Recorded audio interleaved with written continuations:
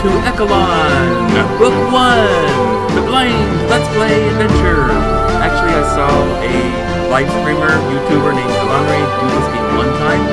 I have not watched all the parts, saw various parts, so this is going to be pretty much blind. I saw some parts that he played, and this game looked fun, so I wanted to give this a try. So let's do it. We are going to begin a new adventure. Are you excited? I am excited to play in kind of an old school RPG.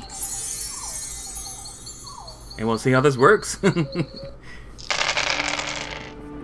Okay, I'm not really sure what to play from here. I can only play a guy character, so his name is going to be Tim. And I'm going to explore some of these options. Let's see here, we pretty much probably have to choose an origin. Norlanders hail from the northern expanse, an Arctic area of permafrost and glaciers. Norlanders are a hardy build and are famous for their ability to survive in conditions where most people will quickly succumb to death. As such, Norlanders receive a +2 endurance and +2 concentration. Barians hail from the vast desolation of Bare, far to the west. It is a region of desert and scrubland, where even a simple living requires a great deal of work. Barians tend to be lean and swift and can travel immense distances in a short amount of time. Barians receive a +2 speed and +1 strength. Rifters hail from the Great Rift Zone of the Undersouth, a geologically active area that has been torn into deep valleys and soaring cliffs covered in a thick forest. Rifters are of slight build and are seldom seen outside the protection of their woods. They are known to be very magically inclined and claim to have a spiritual connection with the land. They receive a +2 perception and a +1 wisdom. The Therish hail from rolling woodlands and plains of Thermore. They are artistic and resourceful people, being expert craftsmen and merchants. The Therish are also well known for their skillful cavalry. Therish gain +2 concentration and +1 dexterity. Kashans hail from the coastal region of the northwest. It's the northeast, from Westfell, south, along the Sinsani Ocean. They are highly regarded as sailors and navigators and known to be expert technicians in battle. They receive +2 wisdom and +1 intelligence.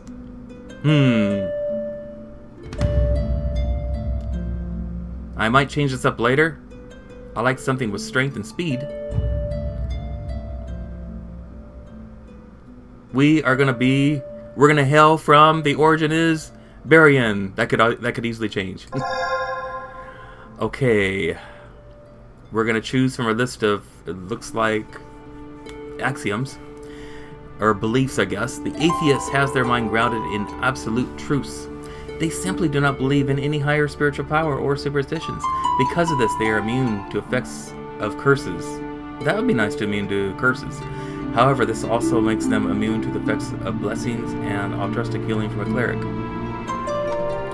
Druidic. This is for my buddy Daryl. A person of Druidic faith believes in the divinity of the living world itself. Plants and animals, sun and rain, day and night. While outdoors, followers of Druidic faith regenerate lost hit points. I like that. And mana points, much faster than normally possible. However, while in dungeons or underground, they regenerate these points much more slowly than normal. Ugh, I don't like that. An outdoor druid is a good druid. There we go. Is that right, Daryl? Okay, we'll see. Virtuous. What are we going to do? A virtuous faith lives a life of altruism and strives to promote goodwill with others. Their faith often revolves around the worship of one or more deities, whom they believe to hold dominion over all living things. Virtuous persons automatically receive the spell Blast. I like that, and can cast it level 1 without the need for the divination skill. I guess hint hint, we need divination maybe? However, virtuous persons are much more susceptible to being cursed in the presence of where they perceive great evil. There's strengths and weaknesses of these so far. Okay, nefarious. A person of nefarious faith lives a life of self-indulgence and corruption. By promoting wickedness in this life, they are ensured continued debauchery in the afterlife. Great. Nefarious people have a 5% chance on any attack to deliver melee damage, and increase in damage gained by the use of savage and cruel combat techniques. However, they are immune to the effects of healing from an altruist, cleric, or priest. Agnostic. An agnostic person. Agnostic front! Some kind of band. An agnostic person generally believes in some sort of higher power on a personal level, but balances this belief with observable truths and grounded ideals. Being generally balanced, they receive neither bonuses nor penalties. I'm almost thinking agnostic, but you know what? I'm gonna do the druid level 2 thing. I'm gonna go for the druidic, which is better above ground than below ground. Whoosh. Okay, classes. I'm either thinking a fighter or a healer. Or a rogue magic user or a ranger. I don't know. Fighters, which I might be. Fighters are expert at hand-to-hand combat, preferring the feel of a solid weapon in their hand over anything else. Fighters may adventure for the simple thrill of battle to sell their services as a mercenary to the wealthiest armies. Fighter starts with the sword skill. Rogue. Rogue are loners who prefer to draw as little attention to themselves as possible. Oh, I didn't choose that yet. Rogues develop skills in lockpicking and trap disarming. I like that. And they may dabble in unscrupulous activities, from petty thievery all the way up to assassination. Certainly not all rogues are criminals, and some of you become folk heroes while using their skills to help others. The rogue starts with the lockpick skill. Picklock. Magic users. They are proficient in magical arts as either a hobby or profession. Many people claim to possess some kind of magic talent, but true magic users choose to make it part of their everyday life, practicing their art every chance they get. The adept magic user is both feared and respected by even the mightiest warrior. The magic user starts with the elemental skill. That could be fun. Healers are people who promote the restoration of life. This doesn't simply mean that a healer is opposed to taking life when necessary. Sometimes a few must die to save the lives of the many. Some healers work through the use of divination and spiritual faith, while others live by the sword, insisting that healing cannot begin until the decay has first been cut out. The healer starts with the divination skill. I might go for fighter, I'm not really sure yet. Ranger. Rangers are scouts and protectors of their homeland. They are unequaled hunters and survivalists. They fight hand-to-hand combat when needed, preferring guerrilla tactics and ranged weapons to win battles. The ranger starts with bow skills. That might be fun too. Healer or fighter? Rogue sounds really cool also. Fighter can probably bear a lot of the weapons and swords and things. I'm gonna go for fighter. Let's see here. Rogue, pick lots. Going for fighter. So what kind of pictures can we take? Well, I guess I could do a custom picture. Click the next button to select a different portrait. To add a custom character portrait, you must place a 60 by 60 PNG file named mypicpng in the game's installation directory. Well, I don't think I'm going to go custom. I remember the one time I was watching this, there aren't very many character portraits, and you can only play a guy, so... I'm not sure about any of these portraits.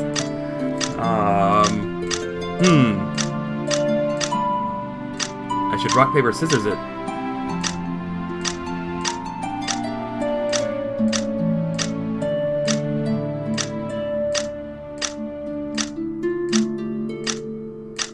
I want some dude with long hair at least. Like an adventurer.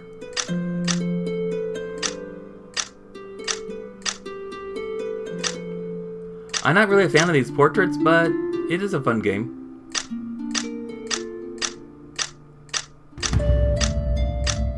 I don't really want to use the same picture as the one time I've seen of this game, so let's go for... I'm not a big fan of any of these portraits. Let's go for this dude. Okay. I have 20 skill points. I do know you need at least one skill point in cartography so you get your auto map. I like auto map, so that's what we will do. Cartography is the ability to accurately map your surroundings as you explore. The on-screen auto map does not work unless you have at least 1 point in the cartography skill. The auto map becomes more accurate and informative as your cartography skill increases. We will take that. Let's see here. I guess I'll just go through the skills one by one. Oh, there's a lot of them.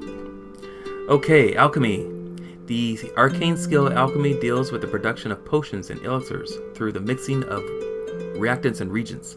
The higher your skill in alchemy is, the more potent a mixture you can create. Master alchemists may process applying these mixtures to weapons and armor, imbuing them with extra abilities.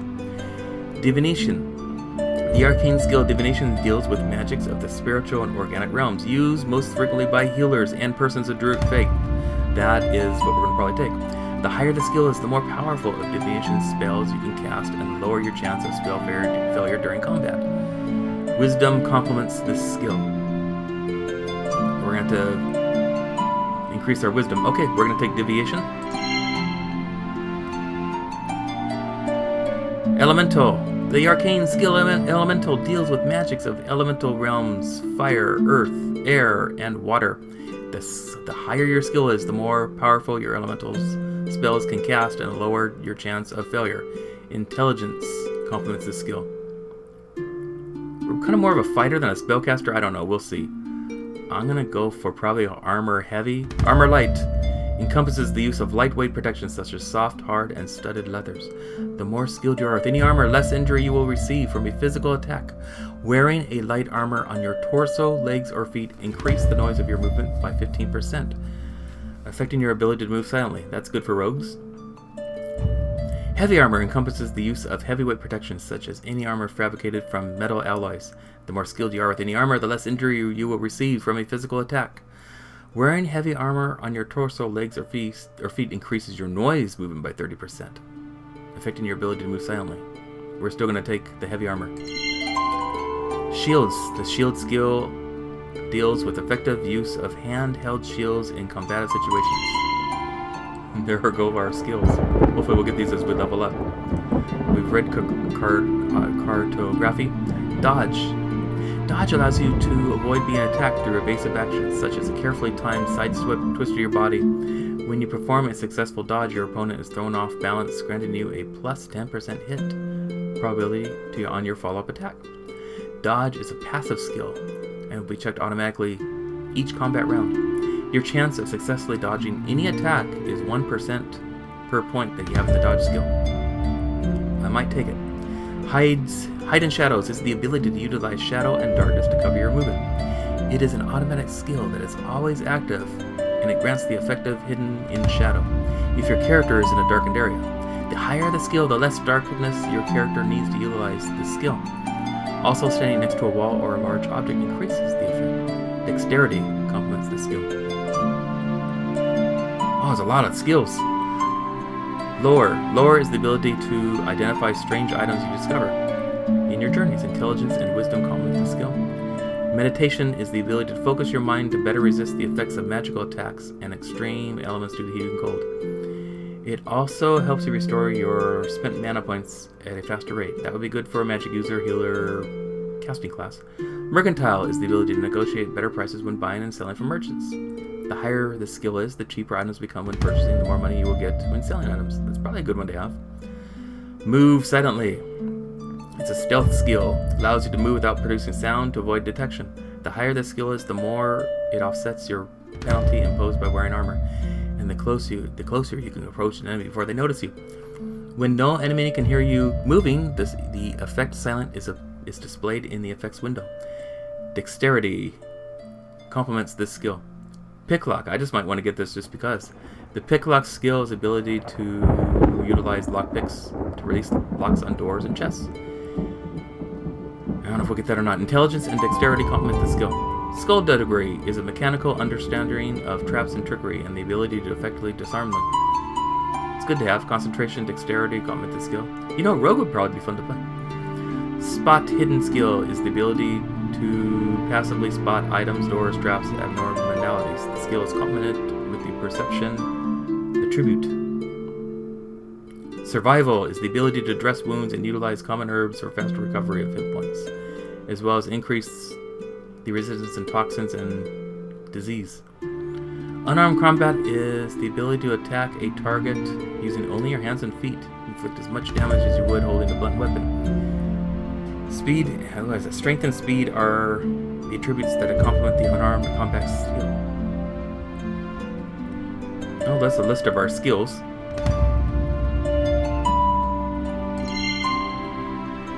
I'm gonna do spot hidden anyways, just because.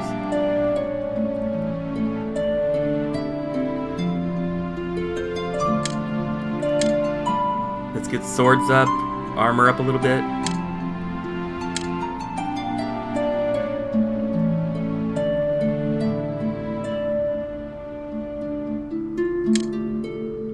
Okay, we're building our characters. This is pretty fun. I like it. So now we get to go to our points. Strength is a measure of your character's physical power, his ability to lift and carry weight, as well as the maximum force he can deliver when attacking. Nearly all of your character physical abilities are augmented by strength in the same way, including toxin resistance. Dexterity is a measure of steadiness, accuracy, hand-eye coordination, balance, and grace in physical activity. Dexterity is critical to your character's 2-hit rating and his base on armor rating, as well as skills such as bows, thrown weapons, and picking locks. Endurance is a measure of how well your character can endure physical trauma, poisons, diseases, and fatigues. It is the critical foundation of your character's maximum hit points and all resistance scores, as well as his hit points regeneration rate. Speed is a measure of how quickly your character is able to perform actions. The higher your character's speed is, the faster he can swing a melee weapon, thus increasing maximum deliverable damage. And the lower his base armor rating is because he is more able to quickly evade oncoming attack.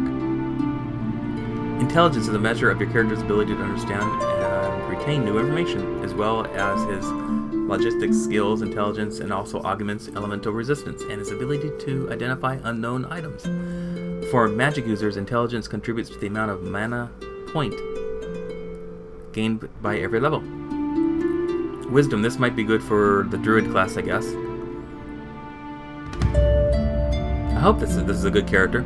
Anyway, wisdom is a measure of your character's insight, common sense, quality of judgment, as well as general cognitive abilities. Wisdom augments the magical skill divination, as well as disease resistance, and some defensive stats. Wisdom is also the only attribute that can protect your character against cursings. For healers, wisdom contributes to the amount of mana points gained at every level. Perception. Perception is the ability to sense, channel, utilize arcane energies that exist below the surface of observable reality.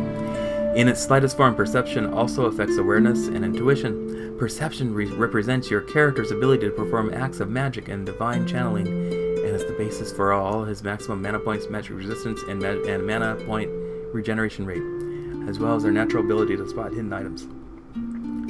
And last but not least, concentration is a matter of your character's ability to maintain attention and mental focus, especially while distressed. It is often considered the mental version of endurance.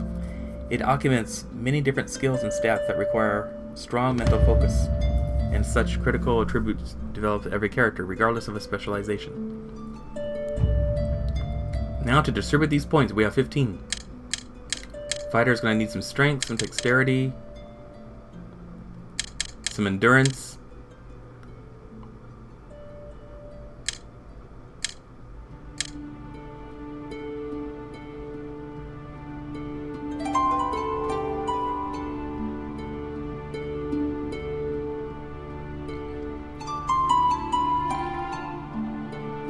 and there will be level ups, so we can work on these as we build our character. Let's do... There we go.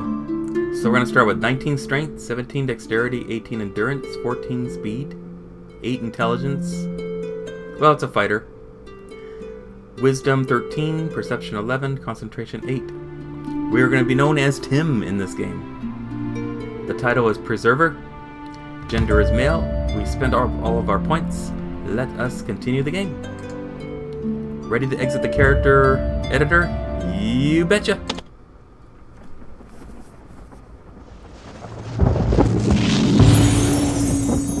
And we're in the game. We are in the game. You open your eyes. Your head is aching, and you immediately realize you have no idea where you are.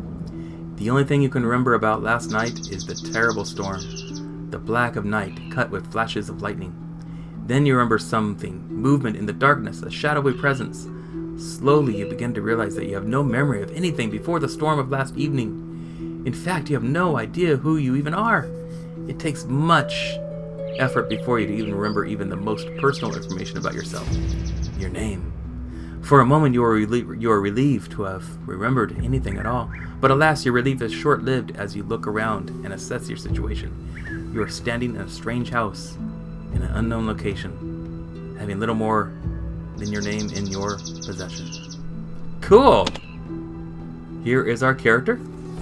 So let's begin exploring.